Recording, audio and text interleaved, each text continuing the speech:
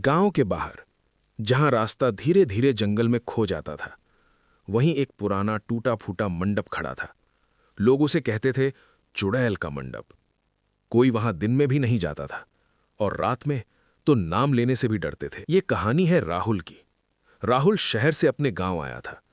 उसे इन भूत प्रेत की बातों पर बिल्कुल विश्वास नहीं था। गांव वाले उसे बार बार चेतावनी देते, बेटा उस मंडप के पास मत जाना। लेकिन राहुल हंसकर कहता, ये सब अंधविश्वास है। एक दिन राहुल ने सोचा, आज मैं खुद जाकर देखता हूं, आखिर ऐसा क्या है उस मंडप में। रात के करीब 11 बजे वो अकेला टॉर्च लेकर निकल पड़ा। हवा बहुत तेज चल रही थी। पेड़ों की टहनियां अजीब आवाज कर रही थी, जैसे कोई फुसफुसा रहा हो। जैसे ही राहुल वहां पहुंचा, उसका दिल एक पल के लिए रुक गया। पुराना मंडप, टूटी हुई छत, चारों तरफ सूखे पेड़ और बीच में एक जला हुआ हवन कुंड। लेकिन सबसे डरावनी बात यह थी, वहां हल्की हल्की आग जल रही थी, जबकि किसी ने सालों से वहां कदम नहीं रखा था। राहुल आगे बढ़ा ही था कि उसे पीछे से पायल की आवाज सुनाई दी, छन छन छन। वो तुरंत पीछे मुड़ा, लेकिन वहां कोई नहीं था। उसका दिल तेजी से धड़कने लगा। जैसे ही वो फिर से आगे बढ़ा, उसकी टॉर्च अचानक बंद हो गई। चारों तरफ अंधेरा, और तभी उसके सामने एक सफेद साया दिखा, लंबे बाल, झुका हुआ सिर और धीरे धीरे उसकी तरफ बढ़ता हुआ। राहुल डर गया, लेकिन खुद को संभालते हुए बोला, कौन है? अचानक एक जोरदार डरावनी हंसी गूंजी। वो आवाज किसी इंसान की नहीं थी। राहुल के पैर कांपने लगे। धीरे धीरे वो साया पास आया, और अब राहुल साफ देख पा रहा था, वो एक चुड़ैल थी।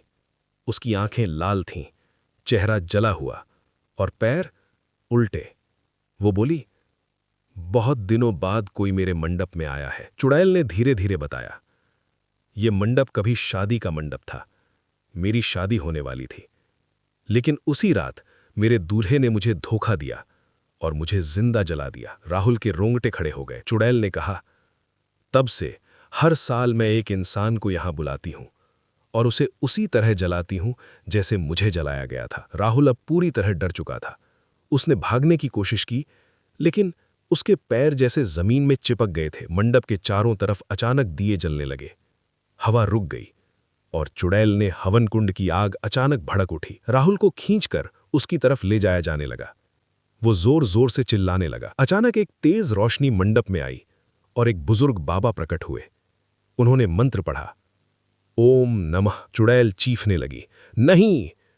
बाबा ने राहुल को खींचकर बाहर निकाला और एक ताबीज पहनाया। चुड़ैल धीरे धीरे गायब हो गई, लेकिन जाते जाते बोली, मैं वापस आऊंगी। सुबह राहुल गांव वापस पहुंचा। उसका चेहरा पीला पड़ चुका था।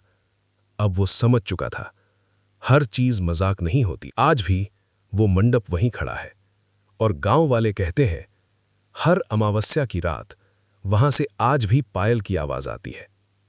अगर तुम कभी उस रास्ते से गुजरो और तुम्हें पायल की आवाज सुनाई दे, तो पीछे मत मुड़ना, क्योंकि हो सकता है चुड़ैल तुम्हें ही बुला रही हो।